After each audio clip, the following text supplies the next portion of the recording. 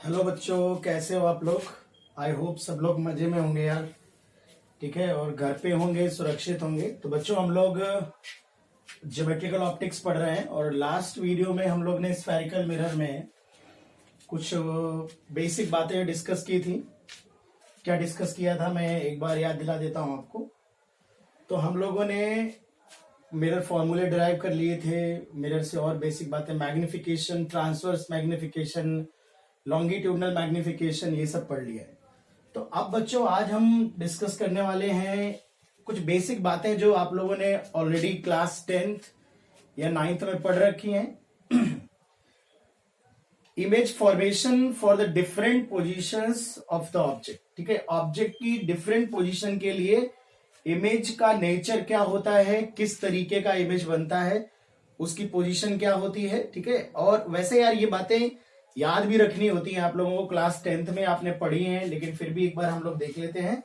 ठीक है, और कोशिश करेंगे कि ज्यादातर चीजें हम लोग याद रखेंगे, क्योंकि यार इंपॉर्टेंट है और यूज होगा। ठीक है, तो सबसे पहले यार हम लोग कॉन्केव मिरर में देख लेते हैं कि अगर हम किसी ऑब्जेक्ट को कॉन्केव मिरर के सामने डिफरेंट डिफरेंट पोजीशन पे रखें तो इमेज का फॉर्मेशन किस तरीके का होता है। ठीक है, तो यार कुछ बेसिक बातें तो आप लोग जानते ही हो। तो हम लोग जब भी रे डायग्राम यूज करके इमेज फॉर्मेशन समझेंगे तो हम लोगों ने 4 स्टैंडर्ड रेज डिस्कस की थी। अगर आप प्रीवियस वीडियो देखेंगे स्फेरिकल मिरर की, तो हम लोगों ने 4 स्टैंडर्ड रे पढ़ी थी। उन 4 में से कोई भी 2 रे हम लोग यूज कर सकते थे। ठीक है ना, जैसे लाइट रे अगर पैरेलल है तो रिफ्लेक्शन के बाद फोकस से जाएगी, अगर फोकस से जा रही है तो रिफ्लेक्शन के बाद पैरेलल हो जाएगी। पोल से अगर रिफ्लेक्ट हो रही है तो सिमेट्रिकली रिफ्लेक्ट होती थी, राइट।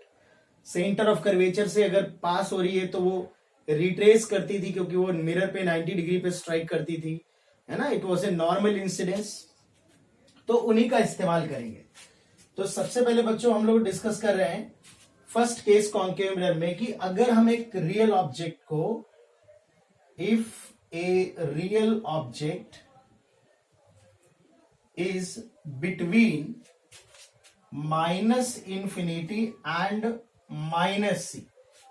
माइनस इंफिनिटी मतलब इधर से रियल ऑब्जेक्ट को रिप्रेजेंट कर रहे हैं, माइनस सी मतलब बच्चों centre of curvature. Negative sign बस रियल को रिप्रेजेंट करने के लिए हम लोगों ने यहां पे लिखा है। तो इतना तो यार सब लोग जानते हैं और बहुत पहले से जानते हैं कि अगर ये ऑब्जेक्ट हमारे पास कोई, और ये अगर इनफाइनाइट पे है, ये बहुत लार्ज डिस्टेंस पे है, तो इसकी जो इमेज बनती है वो फोकस पे बनती है। ठीक है ना, तो अप्रोक्सीमेटली आप कह सकते हो अगर ये इनफाइनाइट पे, तुम वैसे तो देख, अगर एग्जैक्ट वे में कहा जाए तो ना तुम इसे कभी इनफाइनाइट पे ले जा पाओगे, ना एग्जैक्टली फोकस पे इमेज आएगा, बट फोकस के बहुत पास में बनेगा, नेबरहुड में बनेगा। जब हम इसका ग्राफ बनाएंगे तो हम देखेंगे एग्जैक्ट, अगर मैं थिकनेस को इग्नोर कर दूं, एकदम शार्प अगर एक लीनियर ऑब्जेक्ट हो तो एग्जैक्ट फोकस पे इमेज नहीं बनती। वो चीज हम डिस्कस करेंगे। बट तुम कह सकते हो यार, हम लोग भी बोलते हैं कि फोकस पे इमेज बनेगा। तो जब ऑब्जेक्ट इनफाइनाइट पे होगा तो इमेज फोकस पे बनता है, और जब ये इनफाइनाइट से पास में आएगा, लेट अस सपोज यहां पर this is focus, this is centre of curvature. तो जब हमारा ऑब्जेक्ट सेंटर ऑफ कर्वेचर है ना, ये बच्चों इंसिडेंट रे इधर से आ रही, तो this is negative, this is positive, इसलिए मैंने माइनस इनफाइनाइट और माइनस सी लिखा है। माइनस सी मतलब this is u equal to minus 2f and this is u equal to minus infinite. तो अगर कोई ऑब्जेक्ट माइनस इनफाइनाइट और सी के बीच में, इनफाइनाइट और सेंटर ऑफ कर्वेचर के बीच में रखा है, तो इसका इमेज किस तरह का बनेगा। तो चलिए कोई 2 स्टैंडर्ड रेज बना लेते हैं। तो एक हमने मान के चलेंगे पैरेक्सियल रेज है। ठीक है, तो ये हमारी लाइट रे जो पैरेलल है वो फोकस से पास होगी। ठीक है, फोकस से पास होगी, जो पैरेलल रे जाएगी, और जो लाइट रे फोकस से जाएगी वो रिफ्लेक्शन के बाद पैरेलल हो जाएगी। तो intersection point of reflected raise, ये रिफ्लेक्टेड रे जहां मिल रही है, तो this is the position of image. तो यहां पर ये इमेज आपका बनेगा, आप देख सकते हैं फोकस और सेंटर ऑफ कर्वेचर के बीच में बनेगा। तो अगर मैं इमेज के नेचर के बारे में लिखूं तो इमेज कैसा बन रहा है, सबसे पहले तो रियल बन रहा है। ठीक है, v की वैल्यू नेगेटिव भी, और आप देख सकते हैं कि रियली में लाइट रे फोकस हो रही है। रियल बन रहा है, इन्वर्टेड बन रहा है बच्चों, एंड डिमिनिस्ड बन रहा है। डिमिनिस्ड बन रहा है, ऑब्जेक्ट से साइज में छोटा है। ठीक है, और फोकस और बिटवीन -2f एंड -f, ठीक है, ऐसे कह सकते हो। मतलब ये -c मैं इसको लिखूंगा और इसको -f लिख सकता हूं। मतलब ये सेंटर ऑफ कर्वेचर और फोकस के बीच में बन रहा है, इन दो पॉइंट के बीच में। आप सिंपल लिख सकते हो between focus and centre of curvature, ठीक है ना। तो ये एक पर्टिकुलर रीजन है कि अगर हमारा ऑब्जेक्ट इन दोनों के बीच में रहेगा। अब अगर ऑब्जेक्ट हमारा मान सपोज बेटा ये देखिए कैसे, थोड़ा समझते चलो।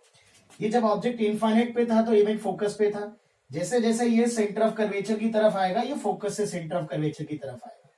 और एक पर्टिकुलर सिचुएशन है जो आपके दिमाग में होनी चाहिए कि जब हमारा ऑब्जेक्ट सेंटर ऑफ कर्वेचर पे पहुंचेगा, एग्जैक्टली सेंटर ऑफ कर्वेचर पे पहुंचता है बच्चों, तो यहां पे अगर पहुंच रहा है तो ये लाइट रे हमारी इस तरह से आएगी, फोकस से पास होगी, और ये लाइट रे अगर मैं पोल से रिफ्लेक्ट करा हूं तो सिमेट्रिकली रिफ्लेक्ट होगी। ये फोकस, ये सेंटर ऑफ कर्वेचर है, ये फोकस है, and this is the light रे, और इस तरह से यहां पे बच्चों मिलेगा। तो आप देखोगे when u is equal to -2f, है ना, इस सेंटर ऑफ कर्वेचर पे है। अगर आप चाहो तो मैथमेटिकली भी सॉल्व करके देख सकते हो, v की वैल्यू -2f ही आएगी। इसका मतलब है जब ऑब्जेक्ट हमारा सेंटर ऑफ कर्वेचर पे होता है उस वक्त मैग्निफिकेशन की वैल्यू -1 होती है। जो इमेज बनता है वो भी सेंटर ऑफ कर्वेचर पे बनता है, कोइंसाइड करता है, उसका इन्वर्टेड इमेज सेम साइज का रियल इन्वर्टेड इमेज बनता है और उसी के नीचे बनता है। तो ये एक स्पेशल पॉइंट है, इसे मैं कोई केस नहीं कहूंगा, जिस तरह से एक पर्टिकुलर केस है। 4 केसेस में हम पूरा इमेज फॉर्मेशन पढ़ने वाले हैं, बट ये एक इंफॉर्मेशन है जो आपको पता होनी चाहिए कि ऑब्जेक्ट और इमेज अगर कोइंसाइड कर रहे हैं, रियल ऑब्जेक्ट और उसका इमेज कॉन्केव मिरर में अगर कोइंसाइड कर रहा है तो आप समझ जाना कि सेंटर ऑफ कर्वेचर पे ऑब्जेक्ट रखा है, और उस केस में इक्वल साइज का बनेगा बट इन्वर्टेड बनेगा, तो मैग्निफिकेशन जो होगा वो -1 होगा, ठीक है ना। तो ये एक सिचुएशन याद रखो। जब हम ग्राफ बनाएंगे तो v और u का जब ग्राफ बनाएंगे तो भी ध्यान रखना है -2f, -2f एक पॉइंट होगा। जब u की वैल्यू -2f होगी तो v की वैल्यू -2f होगी, यानी जब भी हम ग्राफ बनाएंगे तो हमारा ग्राफ इस पॉइंट से जरूर पास होगा। ये एक पॉइंट है जो उस ग्राफ में लाई करेगा, ठीक है ना। तो अब सेकेंड सिचुएशन देख लेते हैं कि अगर हमारा ऑब्जेक्ट, इसको मैं मिटा देता हूं, अगर हमारा object centre of curvature, if object is between centre of curvature and focus, ठीक है, -c एंड -f, तो सेंटर ऑफ कर्वेचर और फोकस के बीच में अगर है बच्चों कहीं ये पे, suppose this is your focus, तो यहां पर अगर ऑब्जेक्ट है, इसको जब इनफाइनाइट से आ रहा था बेटा यहां पे, तो इमेज हमारा फोकस से सी पे आ रहा था, ठीक है, सी पे दोनों की मुलाकात होती है, और ऐसे समझो सी पे दोनों एक दूसरे को क्रॉस कर जाते हैं। तो जब ऑब्जेक्ट इधर जाएगा तो इमेज इधर आ जाता है। अभी हम लोग रे डायग्राम बना के देखते हैं। तो ये एक लाइट रे पैरेलल जाएगी जो कि फोकस से पास हो रही है, ठीक है, और एक लाइट रे जो पोल पे स्ट्राइक कर रही है वो सिमेट्रिकली रिफ्लेक्ट हो रही है, और दोनों यहां कहीं मिल रहे हैं। तो दिस इज योर इमेज। तो आप देख सकते हैं सेंटर ऑफ कर्वेचर और इनफाइनाइट के बीच में बढ़ेगा। v इमेज डिस्टेंस ज्यादा है तो ऐसे बता सकते हो मैग्निफिकेशन 1 से ज्यादा होगा। तो जो इमेज का नेचर होगा बच्चों, it is real inverted magnified, real inverted magnified between -infinite and -2f, ठीक है, सेंटर ऑफ कर्वेचर और -इनफाइनाइट के बीच में बच्चों बनेगा। तो ये हमारा सेकेंड केस है कि अगर हमारा रियल ऑब्जेक्ट इस रीजन में था तो इमेज कैसा बना, अब इस रीजन में आ गया तो इमेज कैसा बनेगा, ठीक है। अब जैसे जैसे ये ऑब्जेक्ट हमारा फोकस की तरफ जाएगा और ये तेजी से इधर आएगा, या आप ऐसे कह सकते हो जब ऑब्जेक्ट फोकस पे पहुंचेगा तो ये -इनफाइनाइट पे होगा, लेकिन जैसे ये फोकस को क्रॉस कर जाएगा और इन दोनों के बीच में आएगा तो आप देखेंगे कि जो इमेज होगा वो -इनफाइनाइट से +इनफाइनाइट पहुंचेगा, मतलब वो वर्चुअल हो जाएगा, जंप करेगा इमेज। तो अगर मैं यहां पर दिखाऊं आपको, when object is between focus and centre of curvature, ठीक है। तो थर्ड केस देख लो, व्हेन, मैं इसको मिटा के बना देता हूं। तो थर्ड केस जो है, when object is between focus मतलब -f एंड पोल, फोकस और पोल के बीच में अगर कोई रियल ऑब्जेक्ट है तो इमेज कैसा बनेगा। This is your focus, this is centre of curvature. यहां पर बच्चों कोई ऑब्जेक्ट है अगर हमारे पास तो एक लाइट रे हमने ऐसे पैरेलल डाल दी, ये हमारी फोकस से रिफ्लेक्ट हो रही है, ठीक है। और एक लाइट रे हमने ऐसे डाली, ये इस तरह से सिमेट्रिक ऐसे रिफ्लेक्ट हो रही, सिमेट्रिकली ये दोनों एंगल सेम। अब अगर आप ये देखें तो ये दोनों बच्चों डाइवर्जिंग रे हैं, जो कि रियलिटी में कहीं कट नहीं करने वाली। तो अगर आप इन्हें दोनों को मिलाएं आगे पीछे ट्रेस करके,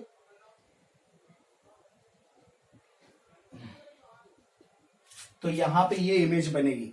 तो आप देख सकते हैं कि जब हमारा रियल ऑब्जेक्ट पोल और फोकस के बीच में पहुंच जाता है कॉन्केव मिरर में, तो जो इमेज बनता है बच्चों, कैसा इमेज बनता है, वर्चुअल इमेज बनना शुरू हो जाता है। और अब वर्चुअल इमेज है और इरेक्ट बन रहा है। इमेज का अगर नेचर लिखना हो तो वर्चुअल इमेज है, इरेक्ट इमेज है, एनलार्ज्ड है, मैग्निफाइड इमेज है, ऑब्जेक्ट से साइज में बड़ा इमेज बन रहा है, ठीक है। तो ऑब्जेक्ट से साइज में बड़ा इमेज बन रहा है, ठीक है, और मैग्निफाइड इमेज बन रहा है, और पोल और इनफाइनाइट के बीच में कहीं पे भी बन सकता है बच्चों, ठीक है। इसलिए मैं इमेज डिस्टेंस जो है वो मेंशन नहीं कर रहा हूं। अब एक सिंपल बात समझो, अगर मान लो एक बड़ा सा कॉन्केव मिरर हो और तुमको अपनी, जिस तरह से प्लेन मिरर में तुम अपनी इमेज देते हो, कंघी करते हो, कोई भी चीज करते हो, तो अगर तुम्हें शेविंग करनी है यूजिंग कॉन्केव मिरर, तो तुम क्या एक्सपेक्ट करोगे कि तुम्हें एक सीधा एक इरेक्ट इमेज दिखाई पड़े, अपना वर्चुअल इमेज दिखाई पड़े। अगर कॉन्केव मिरर यूज कर रहे हो तो डेफिनेटली अगर वो बड़ा सा मिरर तुम्हारे सामने है तो तुम्हें अपनी पोजीशन को पोल और फोकस के बीच में रखना पड़ेगा, तभी तुम्हारा इमेज बनेगा। हालांकि सेम साइज इमेज नहीं बनेगा, थोड़ा सा मैग्निफाइड इमेज होगा। तुम्हारा चेहरा इतना बड़ा है तो इतना बड़ा नजर आ सकता है, ठीक है, मैग्निफाइड इमेज बनता है, तो जनरली हम लोग प्रेफर नहीं करते। तो ये सिचुएशन है कि अगर हमारा रियल ऑब्जेक्ट पोल और फोकस के बीच में आ जाए, तो तीन रीजन में हमने इमेज फॉर्मेशन समझा है। इनफाइनाइट सेंटर ऑफ कर्वेचर, ठीक है, रियल इन्वर्टेड डिमिनिश्ड इमेज बन रहा था, सेंटर ऑफ कर्वेचर और फोकस के बीच में है तो रियल इन्वर्टेड मैग्निफाइड इमेज बन रहा था। और जैसे ही पोल और फोकस के बीच में, फोकस को जैसे ही हमारा ऑब्जेक्ट क्रॉस करता है, फोकस के लेफ्ट हैंड पॉइंट पे होता है तो इमेज माइनस इंफिनिटी पे होता है, फोकस को जैसे क्रॉस करता है तो ये प्लस इंफिनिटी पे जंप करता है। फिर ये जब फोकस से ऐसे पोल की तरफ जाएगा तो इमेज इस तरह से पास में आएगा और दोनों की मुलाकात फिर पोल पे होती है। मतलब जैसे ये पोल पे पहुंचेगा तो इमेज भी पोल पे पहुंचेगा। तो आप कह सकते हो ऑब्जेक्ट और इमेज इस केस में दो बार एक दूसरे को क्रॉस करते हैं, मुलाकात होती है दो बार। एक बार कहां पे मिलते हैं, -2f, -2f when object distance is -2f, और एक 0,0। तो जो भी हम ग्राफ पढ़ेंगे, वीयू ग्राफ बनाएंगे, अभी देखेंगे हम आगे, तो हम लोग उस ग्राफ में भी दो ऐसे पॉइंट होंगे जहां से ग्राफ पास होगा। एक तो 0,0 से पास होगा वीयू ग्राफ जब भी बनाएंगे, और एक -2f, -2f से कॉन्केव मिरर में ग्राफ पास होगा। अब चौथा रीजन भी हम देखेंगे कि अगर हमारा ऑब्जेक्ट इस रीजन में आ जाए, बट ये वर्चुअल रीजन है, यहां पे रियल ऑब्जेक्ट हो नहीं सकता है, ठीक है ना। तो अगर वर्चुअल ऑब्जेक्ट हो जाए तो हमारा कॉन्केव मिरर किस तरीके का इमेज बनाता है। तो फॉर ए वर्चुअल ऑब्जेक्ट, अगर वर्चुअल ऑब्जेक्ट बच्चों हो जाए, ठीक है, ये चौथा केस हम लोग देख लेते हैं। अब वर्चुअल ऑब्जेक्ट का क्या मतलब होता है, वर्चुअल ऑब्जेक्ट का मतलब है इंसिडेंट रे जब इस तरह से पड़े कि वो मिरर के पीछे जाके कट कर रही हो वर्चुअली। तो मैं कुछ दो रे ले रहा हूं, एक ये रे है, एक ये रे।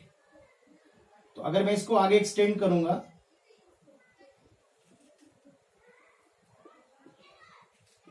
तो दिस इज योर ऑब्जेक्ट। ये बच्चों इंसिडेंट रे हैं और ये वर्चुअली इस पॉइंट पे कट कर रही हैं। तो this object is basically the virtual object. अब ये उसकी हाइट मान लीजिए, तो इमेज कैसा बनेगा तो देख लेते हैं। मैंने जानबूझ के दो स्टैंडर्ड रेज लिए हैं ताकि हमें रिफ्लेक्शन करवाने में कोई दिक्कत ना हो। तो ये अगर हमारे पास फोकस है and this point is centre of curvature, तो इसका रिफ्लेक्शन होगा फोकस से बच्चों, और ये सिमेट्रिकली रिफ्लेक्ट होगी, ठीक है, ये एंगल सेम होगा। तो इस पॉइंट पे मुलाकात हो रही है तो इमेज जो बनेगा वो इस तरह का इमेज बनेगा, ठीक है। आप देख सकते हैं ये ऑब्जेक्ट है वर्चुअल, ये इमेज बन रहा है, बट इमेज कैसा है, रियल इमेज बन रहा है।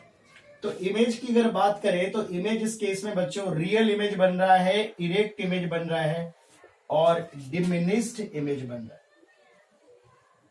Real, erect and diminished image बन रहा है, ठीक है ना। तो आप देख सकते हैं बच्चों, हमने पूरी की पूरी प्रिंसिपल एक्सिस को या पूरी की पूरी ऑब्जेक्ट डिस्टेंस को -इंफिनिटी से +इंफिनिटी चार रीजन में बच्चों डिवाइड कर दिया। एक है -इनफाइनाइट से सेंटर ऑफ कर्वेचर, एक है सेंटर ऑफ कर्वेचर से फोकस, एक फोकस से पोल, और पोल से +इंफिनिटी। चारों रीजन को अगर ध्यान से देखो तो सिर्फ एक केस है बच्चों, जो याद करने समझने वाली बात और याद भी करने वाली बात है कि सिर्फ एक केस है जिसमें कॉन्केव मिरर वर्चुअल इमेज बनाता है। वो कब है? When real object is between pole and focus.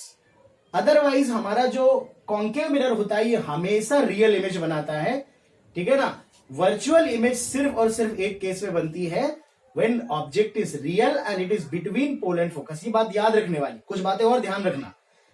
अगर सेंटर ऑफ कर्वेचर पे ऑब्जेक्ट है तो इमेज कोइंसाइड करेगा, पोल के बहुत करीब ऑब्जेक्ट होगा तो इमेज पोल के बहुत करीब बनेगा उधर साइड से वर्चुअल।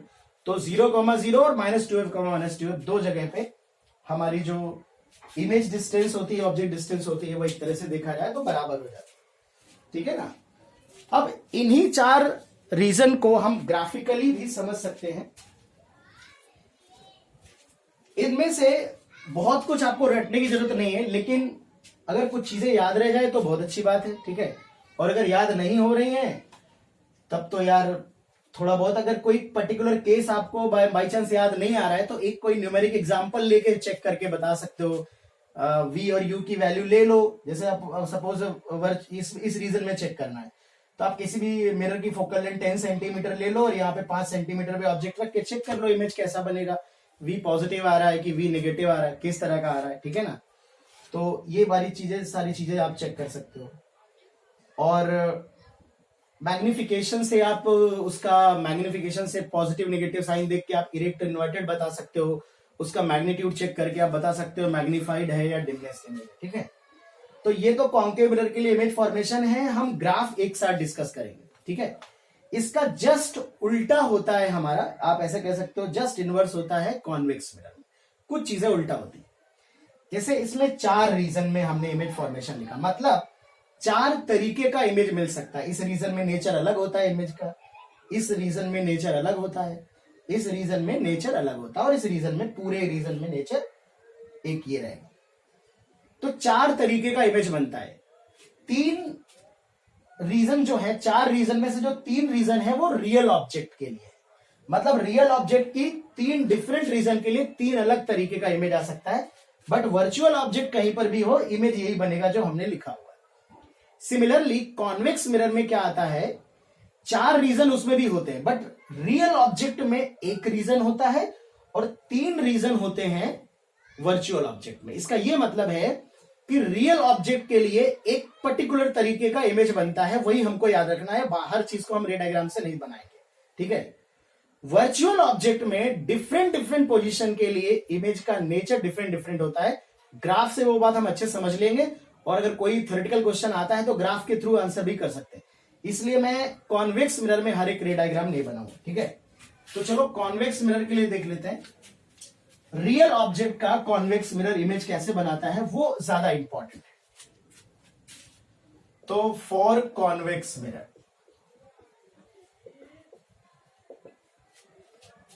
तो सबसे पहले हम लोग फॉर ए रियल ऑब्जेक्ट अगर देखें तो रियल ऑब्जेक्ट का इमेज कैसा बनेगा।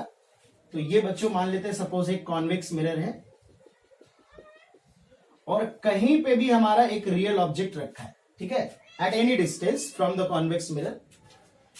ये हमारे पास इसका फोकस है, ये सेंटर ऑफ कर्वेचर। तो आप खुद ही देख सकते हो यार कि इस पूरी ऑप्टिकल एक्सिस में 4 रीजन होंगे। एक रीजन पूरा ये होगा बच्चों, एक रीजन ये होगा, एक रीजन ये होगा, एक रीजन ये होगा। मतलब अगर हमारा ऑब्जेक्ट इस रीजन में है तो एक तरीके का इमेज बनेगा, ऑब्जेक्ट यहां है तो दूसरे तरीके का इमेज बनेगा, ऑब्जेक्ट यहां है तो दूसरे तरीके का इमेज बनेगा, ऑब्जेक्ट यहां है तो 4 रीजन यहां भी है। एक रियल ऑब्जेक्ट के लिए रीजन आएगा, 3 वर्चुअल के लिए आएंगे। 3 डिफरेंट तरह के इमेजेस बन सकते हैं फॉर वर्चुअल ऑब्जेक्ट, जो हम ग्राफ के थ्रू देखेंगे। अभी मैं बना के नहीं दिखाऊंगा, ठीक है।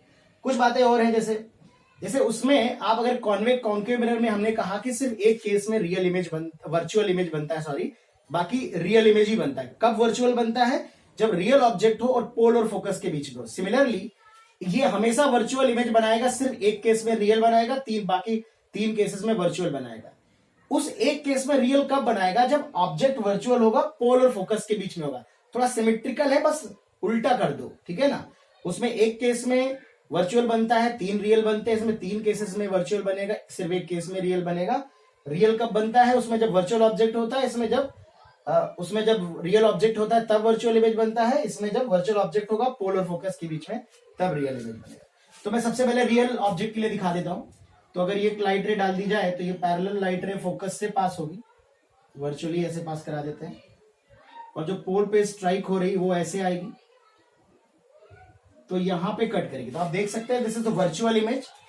तो रियल ऑब्जेक्ट के लिए जो इमेज बनता है बच्चों, इमेज इज ऑलवेज, ठीक है, नंबर 1 वर्चुअल बनेगा बच्चों, नंबर 2 हमेशा इरेक्ट इमेज बनेगा, इरेक्टेड इमेज बनता है हमेशा, और नंबर 3 बच्चों हमेशा डिमिनिश्ड इमेज बनेगा, और number 4 between pole and focus, pole और फोकस के बीच में बच्चों हमेशा इमेज बनेगा। तो रियल ऑब्जेक्ट के लिए वहां पर 3 तरीके का इमेज हो सकता है, यहां पे एक तरीका। वर्चुअल ऑब्जेक्ट की डिफरेंट पोजीशंस के लिए हम रे डायग्राम की हमें जरूरत नहीं पड़ेगी, हम लोग ग्राफ समझ लेंगे, उस ग्राफ के थ्रू ही आंसर करेंगे, ठीक है बच्चों। तो नेक्स्ट वीडियो में मैं ग्राफ डिटेल में डिस्कस करूंगा। ये रे डायग्राम आपको पता होने चाहिए, आपको याद होने चाहिए, ठीक है ना, थोड़ा बहुत याद कर सकते हो, 10th में भी पढ़ रखा है आप लोगों ने, और याद नहीं है तो फिर आपको वही है कि आप एक न्यूमेरिक एग्जांपल लेके उस चीज को चेक कर सकते हो कि इमेज का नेचर कैसा बनेगा। जिस तरह से वहां पर जब u की वैल्यू -2f थी और u तब v की वैल्यू भी -2f थी, यहां पर आपका सेंटर ऑफ कर्वेचर +2f आएगा, because this is positive this is negative. तो यहां पर जब एक वर्चुअल ऑब्जेक्ट होगा तो उसका वर्चुअल इमेज यहीं पे बनेगा, मतलब यहां पे +2f आएगा। मतलब जब हमारा ऑब्जेक्ट, ये कुछ स्पेसिफिक बातें हैं, जब ऑब्जेक्ट हमारा सेंटर ऑफ कर्वेचर पे होगा तो इमेज भी आपका सेंटर ऑफ कर्वेचर पे ही बनेगा, उस केस में आपका मैग्निफिकेशन -1 होगा, ठीक है। तो कॉन्वेक्स मिरर में जब हम ग्राफ बनाएंगे तो हमारा ग्राफ -2f से पास होगा, कॉन्केव मिरर में -2f से, कॉन्वेक्स मिरर में +2f से पास होगा, ठीक है। तो बेसिक रे डायग्राम है बच्चों, इसको कोशिश करना कि याद रखना, ठीक है।